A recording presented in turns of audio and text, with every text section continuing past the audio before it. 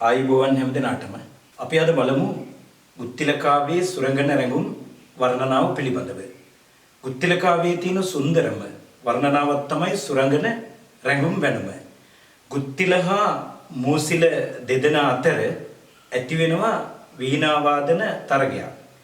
ඒ වීණා වාදන තරගයේදී ගුත්තිල ඇදුරුතුමා සක්‍ර දෙවියන්ගේ උදව්වෙන් සක්‍ර දෙවියන්ගේ උපදෙස් පරිදි ජයග්‍රහණය ලබනවා. ඒ ජයග්‍රහණය ලබනකොට සක්‍ර දෙවියන්ගේ උදව් ලබා ගන්නේ සක්‍ර දෙවියන් ගුත්තිල ඇදුරුතුමාට ලබා දුන්නු ගුලි 3ක් උඩ වීසි කළා. ඒ ගුලි 3 උඩ වීසි කළා සක්‍ර දෙවියන්ගේ උපදෙස් පරිදි වීණාවේ බඹර තත සිඳිනවා. වීණාවේ බඹර තත සිඳ දැමුවට පස්සේ වීණාවෙන් නැගෙන නාදය තව තවත් තීව්‍ර වෙනවා. ඊළඟට ඒ දෙස බලාගෙන සිටිය මූසිල තමන්ට උගන්වමු නැති ශිල්පයක් තමන්ගේ ගුරුතුමා දැක්කුවා කියලා හිතලා ඔහුගේ වීණාවෙත් බඹර තත කඩලා දානවා. එතකොට මූසිලගේ වීණාවේ නාදය අඩු වෙනවා. ඊළඟට ගුත්තිල ඇදුරුතුමා ඊළඟ තතක් කඩනවා.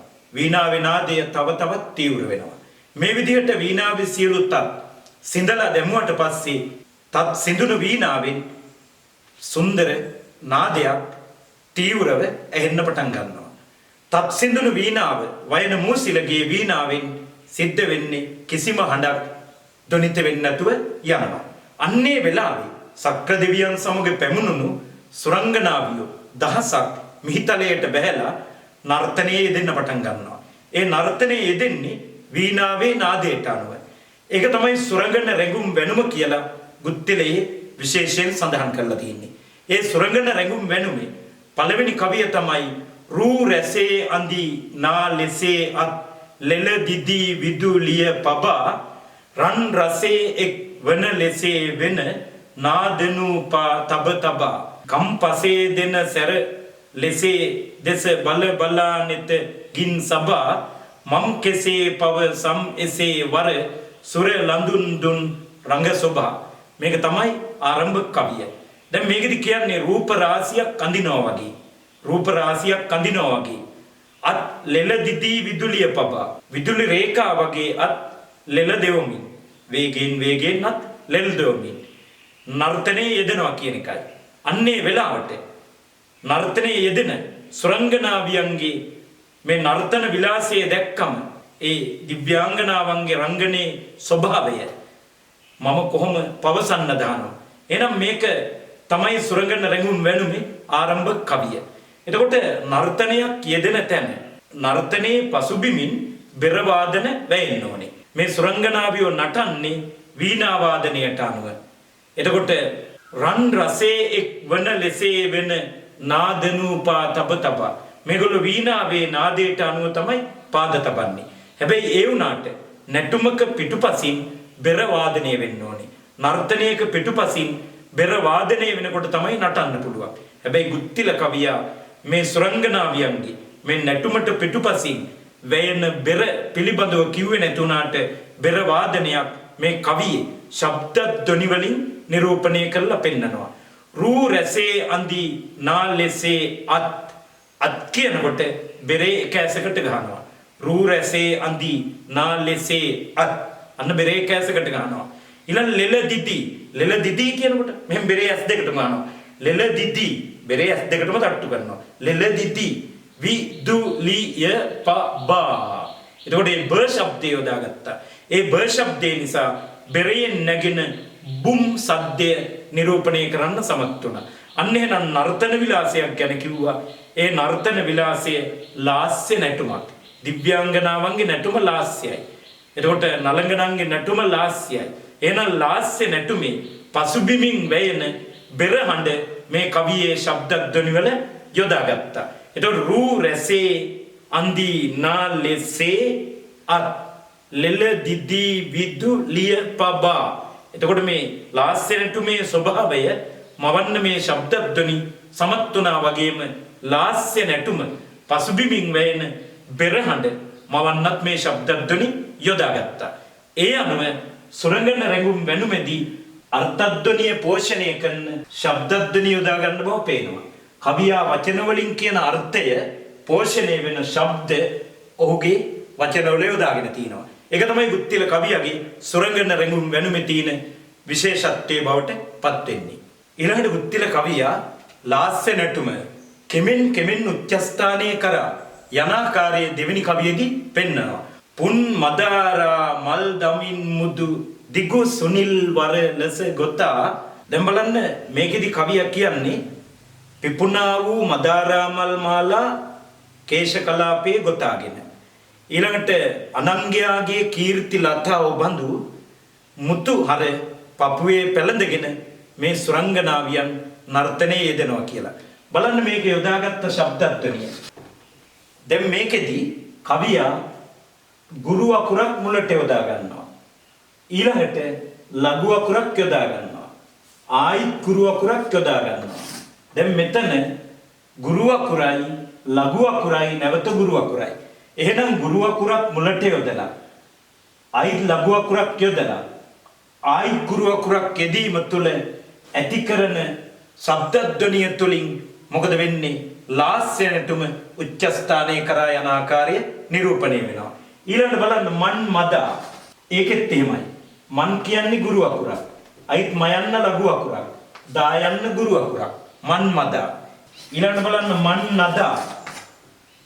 ඒකෙත් මයන්න අල්ලයන්න ගුරක්. නයන්න ලඝුවක් දායන්න ගුරක්. ඊළඟට බලන්න උන් එදා.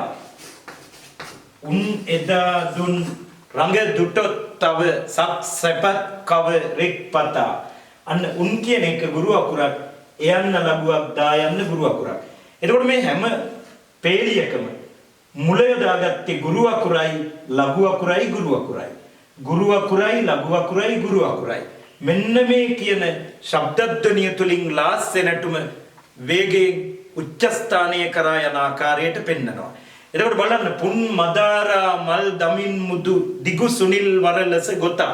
එහෙම කියනකොට මේ නාටිකාංගනාවන් නැත්නම් මේ සුරංගනන් නටනකොට කේශ කලාපය මෙහෙම ලෙලදෙනවා. කේශ කලාපය ලෙලදෙන ආකාරය මේ කියන ශබ්දධ්වනිය තියෙනවා. ඊළඟට මන් මදා කිතුලිය ලෙසින් අනංගයාගේ කීර්ති ලතාව වගේ මුතුහල උරතුර පැලඳගෙන ඉන්නවා කියනකොට දැන් මෙහෙම නටනකොට මොකද වෙන්නේ? මේ මුතු ලතාව ඉස්සරහට යනවා ආපහු පපුවේ වදිනවා.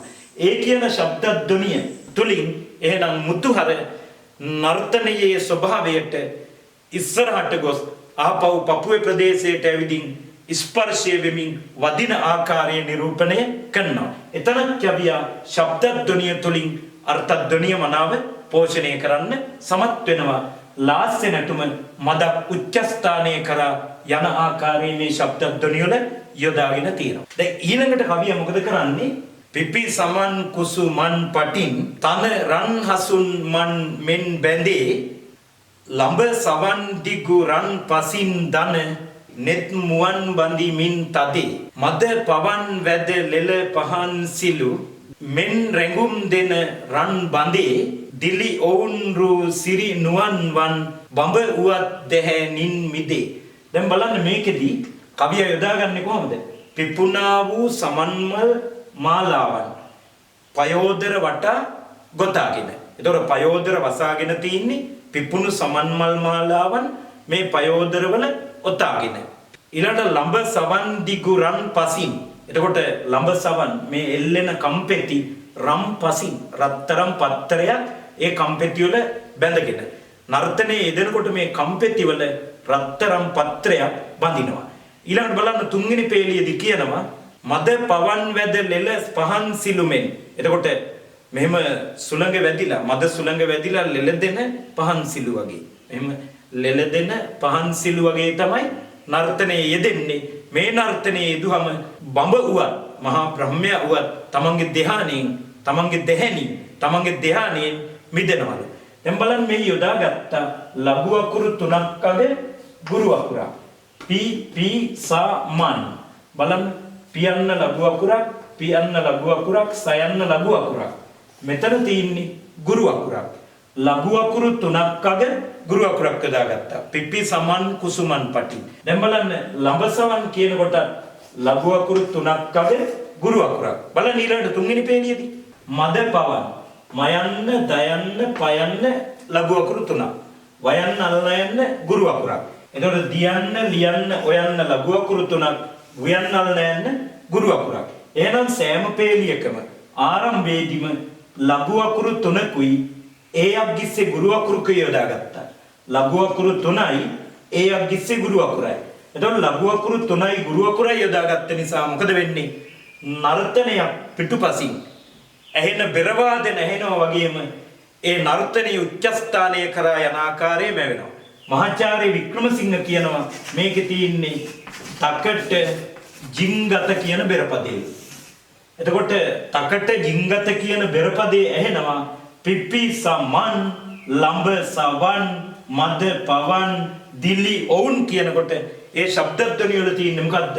තකට ජිංගත කියන බෙරපදේ. එහෙනම් බෙර වාදන පිළිබඳව කිව්වේ නැති උනාට ලාස්‍ය නැටුමක පිටුපසින් වැයෙන බෙර හඬ කදිමට මේ කවිවල නිරූපණය කරනවා. ඊළඟට බලන්න මේ සුරංගන රැඟුම් වෙනුමේදී ඊළඟට දිව්‍යාංගනාවන් පාදවල නූපුර පාද සලන් ගැට ගහගෙන තිනවා.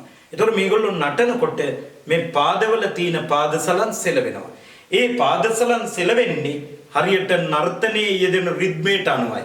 එහෙනම් නර්තනයේ රිද්මයට අනුව පාද සලන් සෙලවෙන ආකාරය ඊළඟ කවියේදී බලන්න කියනවා පාපියුම් බිඟු රොන් සලාවන් දිලි රුවන් නූ පුර ගොසේ පාද ගම්රා නාද නූ කොට ගත් නැටුම් සුරාංගන රැසේ ලූ බැලුම් පමනින් සුරන් සිත් මත් කෙරෙත් මැයි නොකමැසේ ඒ රැඟුම් රඟ දුටු දනන් නුමුලා වෙතේ පව සම්කෙසි. දැන් බලන්න ඒකේ අභිස්සය යොදාගත්තේ ගොසේ කියලා. බලන්න දෙවෙනි පේළිය අග යොදාගත්තේ කොහොමද? රැසේ කියලා. ඊළඟ පේළියේ අග යොදාගත්තේ නොකමසේ කියලා. ඊළඟ පේළියේ අග යොදාගත්තේ කෙසේ කියලා.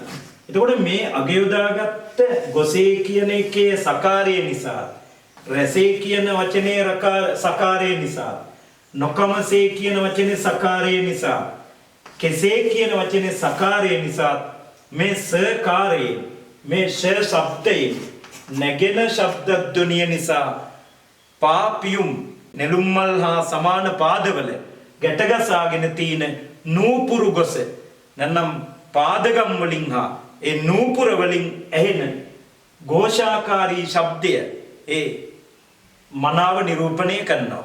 එතකොට නූපුර වල සැලෙන නාදය එහෙනම් ගොසේ රැසේ මසේ කෙසේ කියන වචන වලින් ශබ්ද ධ්වනියට නගන්න කවිය සමත් වුණා. එහෙනම් එතෙන්දි කවිය අර්ථ ධ්වනිය පෝෂණය කරන ශබ්ද ධ්වනි මනාව යොදා ගන්නවා.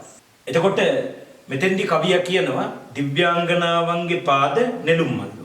එතකොට නෙළුම්මල් හා සමාන පාදවල නූපුර ගැට ගසාගෙන තිනවා. එතකොට නූපුර ගැට ගසාගෙන මේ නටනකොට මොකද වෙන්නේ? නූපුර වලින් නැගෙන නාදය මෙතෙන්දි මේ ශබ්ද ධ්වනි වලින් පෙන්නනවා. මේ විදිහට ගත්තොත් මුළු මහත් සුරංගන රැඟුම් වෙනුමම නර්තනයක් පිටුපසින් ඇහෙන බෙර වාදන මනාව නිරූපණය කරන ඒ වගේම ඒ බෙර වාදන වලට අනුව නටන නාටිකාංගනාවන්ගේ ලාස්‍ය නැටුම කෙමෙන් කෙමෙන් උච්ච ස්ථානයේ කරා යනාකාරය නිරූපණය කරන රැඟුමක් විදිහට හඳුන්වන්න පුළුවන්. එහෙනම් සිංහල සාහිත්‍යයේ සුන්දරම නලගන රැඟුම් වෙනුම් අතර ගුත්තිලයේ සුරංගන රැඟුම් වෙනුම අනර්ගතම වර්ණනාවක් ලෙස අපිට හඳුන්වන්න පුළුවන්.